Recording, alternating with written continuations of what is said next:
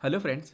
प्रारंभिक शिक्षा के नवीन प्रयास की अपनी लास्ट वीडियो में हमने प्रोग्राम ऑफ एक्शन और संशोधित राष्ट्रीय शिक्षा नीति के बारे में पढ़ा। हम अपने आज की वीडियो में प्रोफेसर यशपाल समिति के बारे में पढ़ेंगे कि यशपाल समिति क्यों बनी थी और इसने क्या सुझाव दिए थे शिक्षा को लेकर। ठीक है, तो ये सारी चीज़ें देखेंगे। काफ़ी इंपॉर्टेंट क्वेश्चन है, हर बार ये पूछा जाता है। 2019 में पूछा गया था, 2016 में भी ये 2 बार पूछा गया, तो काफ़ी इंपॉर्टेंट हो जाता है। तो जो प्रोफेसर यशपाल समिति है, ये इसका टाइम पीरियड था 1992 से 93 तक। ठीक है, इन्होंने क्या सुझाव दिए, ये सारी चीज़ें हम पढ़ेंगे, क्या कमियां बताई थी, ये सब चीज़ें देखेंगे। तो भारत सरकार ने मानव संसाधन विकास मंत्रालय द्वारा, मतलब भारत सरकार का एक मंत्रालय होता था पहले, जिसे हम कहते थे मानव संसाधन विकास मंत्रालय। अब इसका नाम बदल दिया गया, अब इसे शिक्षा मंत्रालय के नाम से जाना जाता है। मतलब जो प्रेजेंट में सरकार है, इसमें इसे हम शिक्षा मंत्रालय के नाम से जानते हैं। लेकिन इससे पहले किस नाम से जानते थे, तो मानव संसाधन विकास मंत्रालय के नाम से जानते थे। भारत सरकार के मानव संसाधन विकास मंत्रालय द्वारा सन 1992 में स्कूल छात्रों के शैक्षिक बोझ कम करने के तरीके सुझाने के लिए एक राष्ट्रीय सलाहकार समिति का गठन किया गया। मतलब क्यों इसका गठन किया गया था समिति का, कि जो स्कूल छात्र हैं, ठीक है, जो स्कूल में बच्चे जाते हैं पढ़ने के लिए, उनके शैक्षिक बोझ को कैसे कम किया जा सकता है, उसके तरीकों को सुझाने के लिए एक समिति का गठन किया गया था। ठीक है, इस समिति को ही हम कहते थे प्रोफेसर यशपाल समिति। ठीक है, इस समिति के अध्यक्ष प्रोफेसर यशपाल थे। इन्हीं के नाम पर इस समिति का नाम प्रोफेसर यशपाल समिति पड़ा। ठीक है, तो इस समिति के अध्यक्ष कौन थे, तो प्रोफेसर यशपाल थे, इसीलिए इस समिति का नाम प्रोफेसर यशपाल समिति पड़ा। इस समिति ने 15 जुलाई 1993 को अपनी रिपोर्ट प्रस्तुत की, जिसे शिक्षा बिना बोझ के, या इंग्लिश में देखें तो एजुकेशन विदाउट बर्डन नामक शीर्षक दिया गया। इसमें अनेक महत्वपूर्ण संतुतियाँ प्रस्तुत की गईं, जो निम्नवत हैं। आप लोग संतुतियों का मतलब तो समझ ही रहे होंगे कि संतुतियाँ मतलब होता है कि सुझाव देना। ठीक है, कि ऐसे सुझाव दिए गए कि किस तरह बच्चों के ऊपर जो बोझ पड़ रहा है, जो प्रेशर पड़ रहा है, ठीक है, मेंटली देखे जाए चाहे फिजिकली देखा जाए, कैसे कम किया जा सकता है, तो इसमें सुझाव आएंगे। लेकिन सुझाव देने से पहले हम ये देख लेते हैं कि कैसे बच्चों के ऊपर प्रेशर पड़ रहा है। ठीक है, कि कैसे वो बोझ, शैक्षिक बोझ उनके ऊपर पड़ रहा है, तो उस बोझ को, उसके बाद ही हम उनके सुझाव देखेंगे कि कैसे उस शैक्षिक बोझ को कम किया जा सकता है। तो पहले हम देख लेते हैं कि कैसे शैक्षिक बोझ उनके ऊपर पड़ रहा है। तो देखिए, शिक्षा क्रम का भार समिति में बताया गया कि सबसे पहला पॉइंट है कि अधिक पढ़ाई कराई जाती है पर बच्चे कम सीखते हैं। ठीक है, तो पहला पॉइंट ये हो गया कि जो बच्चे हैं उन्हें पढ़ाया तो बहुत जाता है। अगर वो सुबह से जाते हैं तो सुबह से लेकर शाम तक उन्हें पढ़ाया जाता है, लेकिन वो सीख कितना रहे हैं हमें इसकी कोई जानकारी नहीं है। अगर एग्ज़ाम ना हो तब भी हम नहीं पता कर सकते कि बच्चे कितना सीखते हैं चीज़ों को। और एग्ज़ाम में भी क्या है कि हमारे यहाँ पे रटने की प्रणाली है, तो चीज़ें रट कर वो पहुँच जाते हैं, लिख देते हैं, तो उससे भी ये डिसाइड नहीं होता कि बच्चे कितनी चीज़ों को सीख रहे हैं। ठीक है, तो पहला पॉइंट ये हो गया, इससे जो होता है मेंटली प्रेशर पड़ता है बच्चों के ऊपर। दूसरा है कि स्कूलों में प्राथमिक कक्षा में लगभग बच्चों के स्कूल बस्ते का भार औसतन 4 किलोग्राम है। मतलब अगर देखा जाए, जो प्राइमरी स्कूल्स में बच्चे जाते हैं, जो बैग लेकर वो जाते हैं स्कूल में, उसका जो औसतन भार है, मतलब एवरेज जो वेट निकाला गया है, वो 4 किलो है। और छोटे बच्चों के लिए 4 किलो बहुत हो जाता है। ठीक है, तो ये भी एक प्रेशर, ये फिजिकली प्रेशर में आ जाएगा। थर्ड है आपका कि पाठ्यक्रम को पूरा करना ही लक्ष्य बन गया है। नॉर्मल सी बात है, आज भी हम देखते हैं कि जो टीचर्स होते हैं उनका एक ही लक्ष्य होता है कि बस सिलेबस को पूरा करना है। ठीक है, उन्हें मतलब नहीं है कि बच्चे कितना सीखते हैं कितना नहीं सीखते। मान लीजिए टीचर्स 1 महीने की छुट्टी भी कर देता है, तो जब वो आता है तो वो क्या करता है, जल्दी जल्दी चीज़ों को घसीटता है, ताकि वो काम है ना वो पूरा हो जाए, सिलेबस पूरा हो जाए टाइम तक।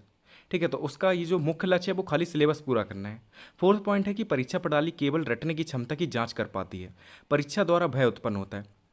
देखिए, परीक्षा प्रणाली से क्या होता है कि परीक्षा जब ली जाती है तो बच्चे क्या करते हैं, चीज़ों को रटते हैं। जैसे डीएलएड में भी आपने देखा कि 5-6 दिन पहले लोग पढ़ना शुरू कर देते हैं, रटना शुरू कर देते हैं, लेकिन वो कितना चीज़ों को समझ रहे हैं। तुम रटकर एग्ज़ाम तो दे सकते हो, लेकिन ये चीज़ें आगे भी आएंगी। ठीक है, आगे जो एग्ज़ाम आने वाले हैं उनमें भी यही चीज़ें आएंगी, और एक नंबर में आएगी। ठीक है, तो उसमें क्या है कि डीपली आपको चीज़ों को पढ़ना पड़ेगा, दोबारा से आप वही चीज़ें पढ़ेंगे। अगर आप इसमें पढ़ लेंगे अच्छे से तो आपको बाद में इतना नहीं पढ़ना है।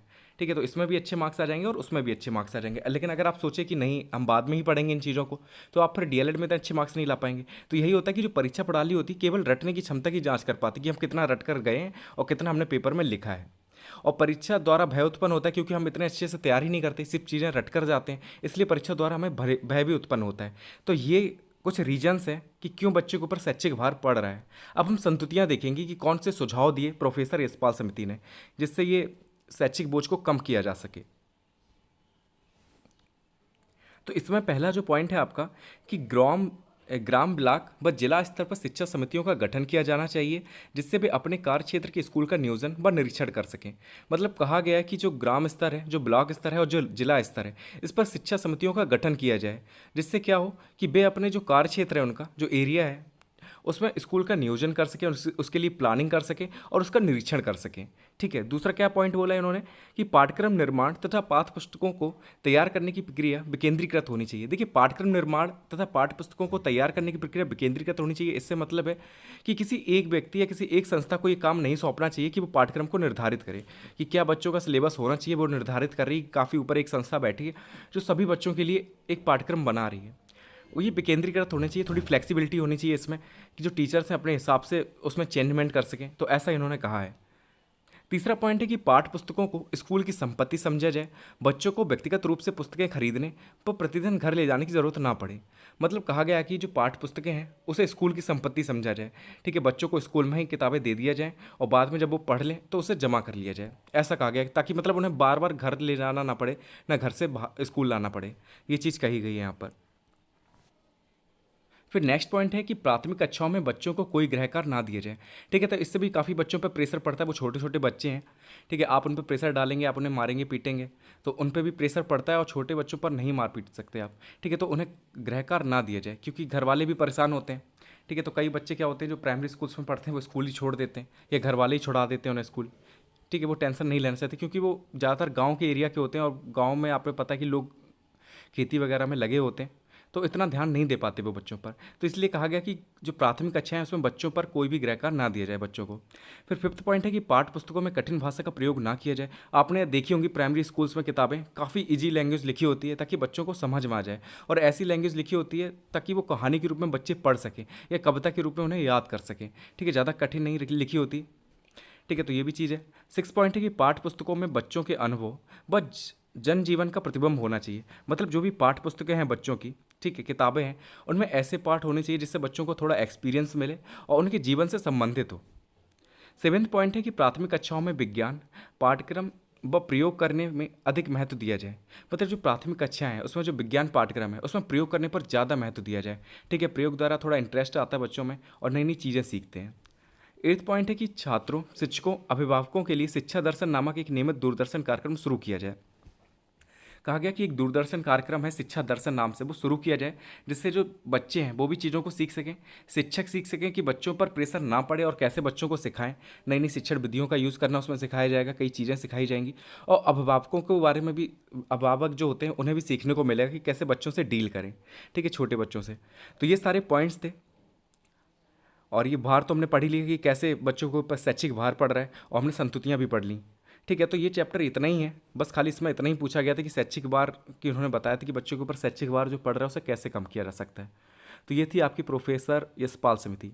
अब हम मिलेंगे नेक्स्ट वीडियो में नेक्स्ट टॉपिक के साथ। Thank you so much for watching this video.